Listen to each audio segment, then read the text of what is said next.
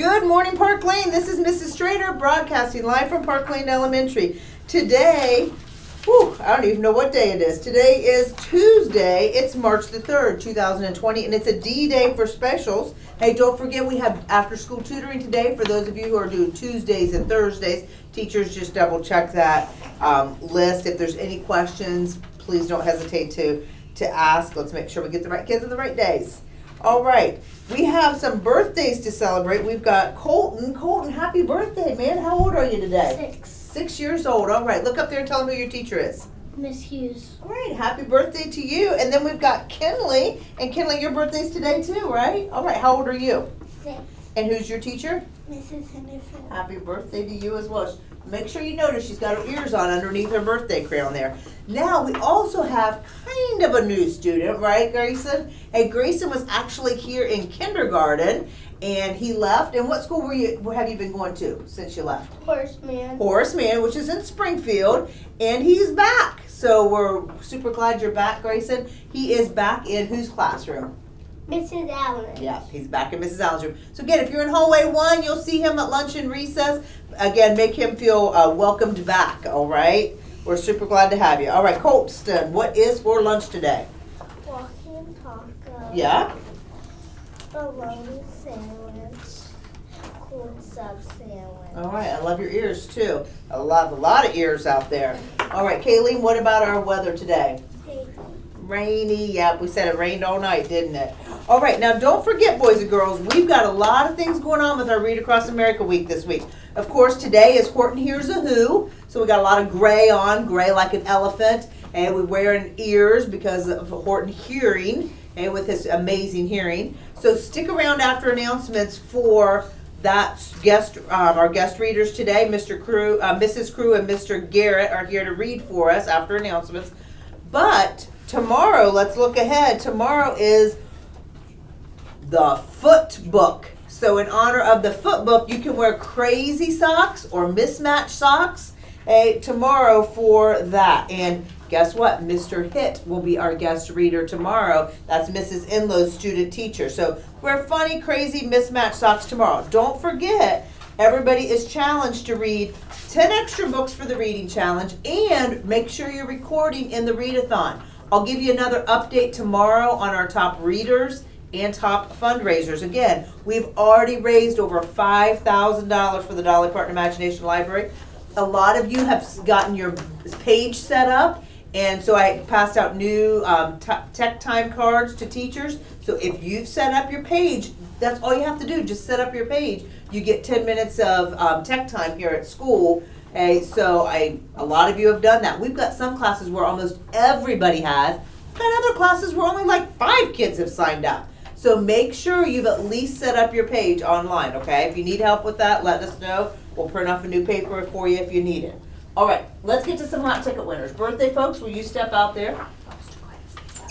Colston's going to stand up here because guess what? He's a hot ticket winner too. So tell us again your name and your teacher's name. Colston from Mrs. Howard's class. Great job. Okay, go ahead and line up. Stephanie from Miss Morris' class. Great job, Stephanie. Leslie from Mrs. Fell's class. Great job, Leslie. And she's got her running shirt on. I am so excited about all of you earning those running shirts. Taylor from Mrs. Atkins' class. Great job. Jace from Mrs. Rogers' class. Great job, Jace. Jackson from Mrs. Allen. Great job, Jackson. Love those ears. Mia Cole from Miss Jenkins. Great job, Mia. Victor from Mrs. Lawrence's class. Great job, Victor. Matthew from Mrs. Cunningham's class. Great job, Matthew. Super proud of you. Isabella from Miss House class. Great job, Isabella. Congratulations to all those hot ticket winners. Everybody keep working hard to be respectful, responsible, peaceful, problem-solving PAX leaders. Okay? Use those PAX secrets that Captain PAX has shared with us right now. We're really concentrating on that.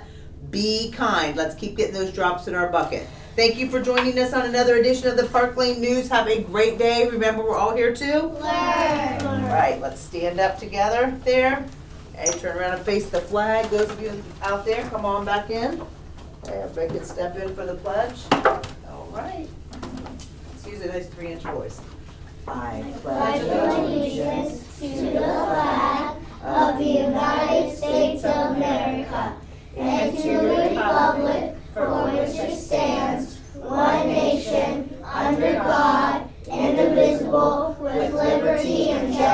for all. Please remain standing for the Tecumseh School Pledge. Today is a new day. I am the best student I can be. I do my best schoolwork. I respect others. I play fairly. I am proud of all I do and say.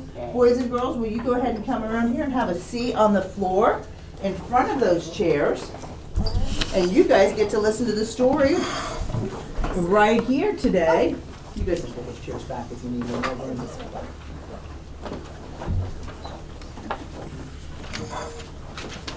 Good morning, boys and girls. How are you today? Good. Good. I have thing 1 with me today. Thing 2. Mr. Gehret has thing 2. Will you hold this while I read? Sure. How many have heard of Horton Hears a Who? Yeah? Has anyone seen the movie Horton Hears a Who? Okay. I like the book better. Which do you like better? Any ideas? Yes. The movie. The movie, oh, we can find so much in books though. So we're gonna read this to you, most of the book to you today. Are you ready? Yeah. Okay. On the 15th of May, in the jungle of Newell, in the heat of the day, in the cool of the pool, he was splashing, enjoying the jungle's great joys, when Horton the elephant heard a small noise.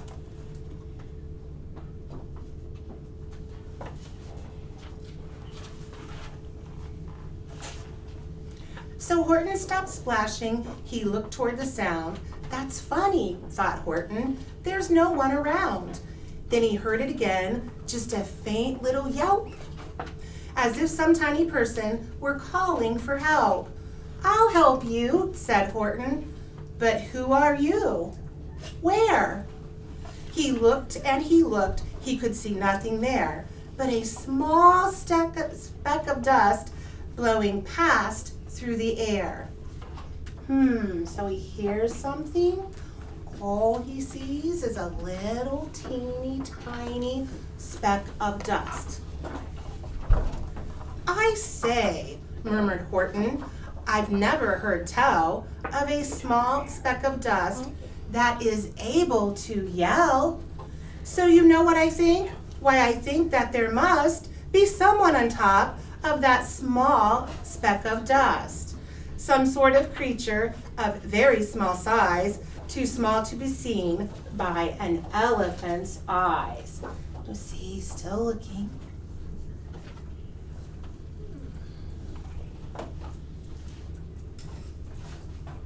Some poor little person who's shaking with fear, and he'll blow in the pool. He has no way to steer. I'll just have to save him, because after all, a person's a person, no matter how small. I see that on your ears too. Good.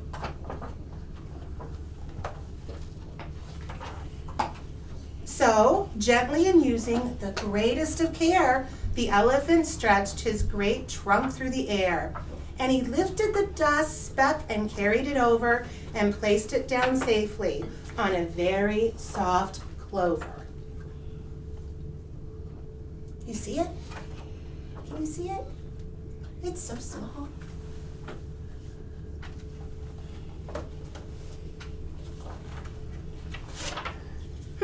Humped a voice. 'Twas a sour kangaroo, and the young kangaroo and her pouch said, too. Why, that speck is so small as the head of a pin. A person on that? Why, there never has been. You see it? It's tiny, isn't it? Believe me, said Horton, I tell you sincerely, my ears are quite keen, and I heard him quite clearly. I know there's a person down there, and what's more, quite likely there's 2, even 3, even 4. Quite likely a family for all that we know, a family with children just starting to grow. So please, Horton said, as a favor to me, try not to disturb them. Just please let them be. Do you think there are people? No. Yes. We'll find out. Horton, does Horton think there's people? Yes. Does he?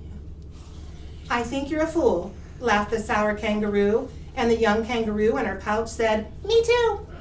You were the biggest blameful in the jungle of Nool, and the kangaroos plunged in the cool of the pool. "What terrible splashing," the elephant frowned. "I can't let my little very persons get drowned. I've got to protect them, I'm bigger than they." So he plucked up the clover and hustled away. Now he's trying to protect them. And now I'm turning it over to Mr. Gehret. I'll take thing 1 and thing 2. Who's going to finish? Be careful with it. I will. Okay. Mr. Mayor, Horton called. "Mr. Mayor, you've got to prove now that you really are there. So call a big meeting, get everyone out. Make every who holler, make every who shout. Make every who scream. If you don't, every who is going to end up in bezelnut stew." Oh, yikes.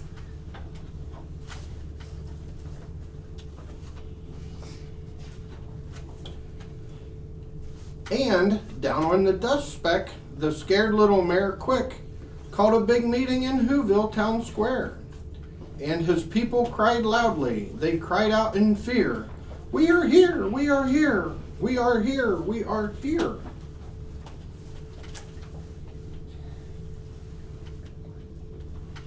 Friends back in the classroom.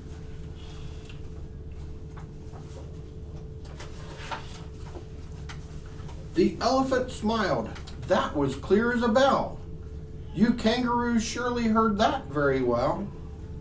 "All I heard," snapped the big kangaroo, "was the breeze and the faint sound of wind through the far distant trees. I heard no small voices, and you didn't either." And the young kangaroo in her pouch said, "Me neither."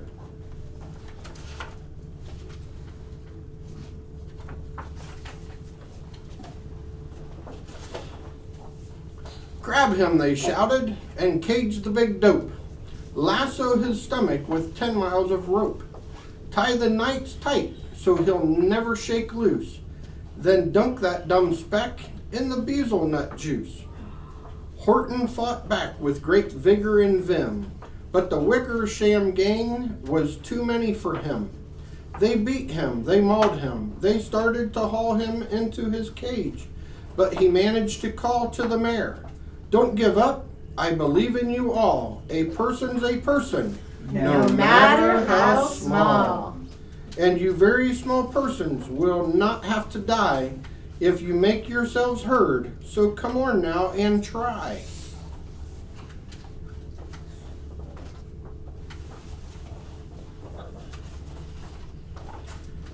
The mayor grabbed a tom-tom. He started to smack it.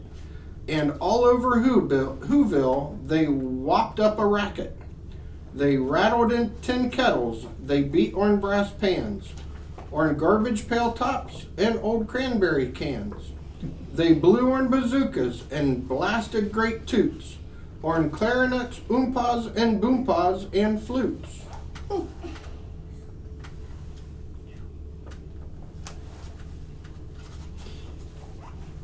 Great gusts of loud racket rang high through the air.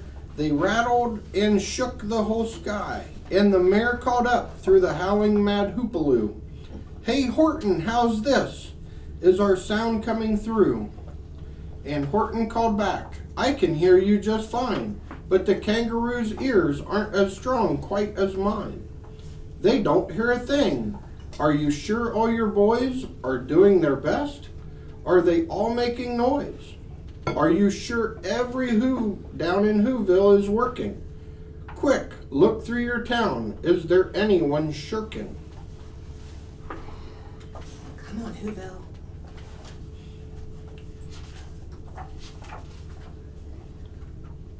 Through the town rushed the mayor from the east to the west, but everyone seemed to be doing his best. Everyone seemed to be yapping or yipping. Everyone seemed to be beeping or bipping. But it wasn't enough. All this ruckus and roar, he had to find someone to make him make more. He raced through each building. He searched floor to floor.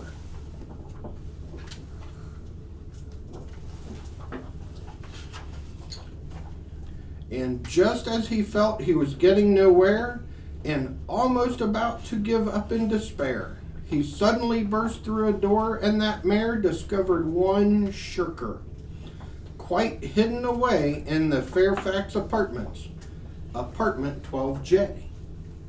A very small shirker named Jojo was just standing and bouncing a yo-yo, not making a sound, not a yip, not a chirp. And the mare rushed inside, and he grabbed the young twerp.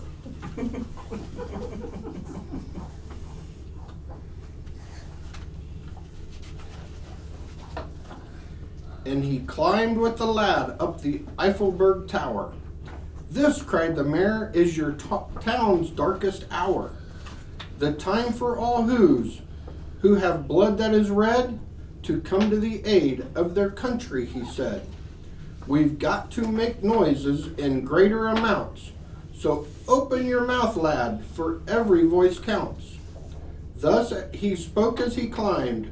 When they got to the top, the lad cleared his throat and he shouted out, "Yop."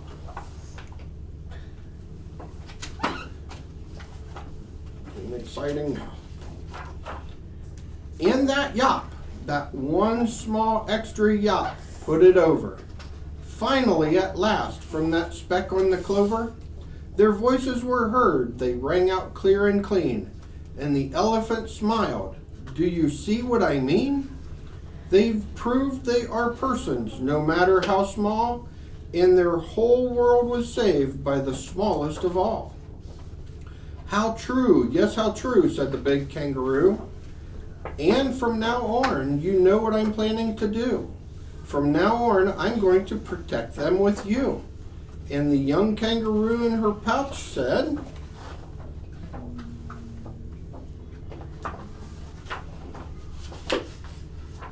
"Me too.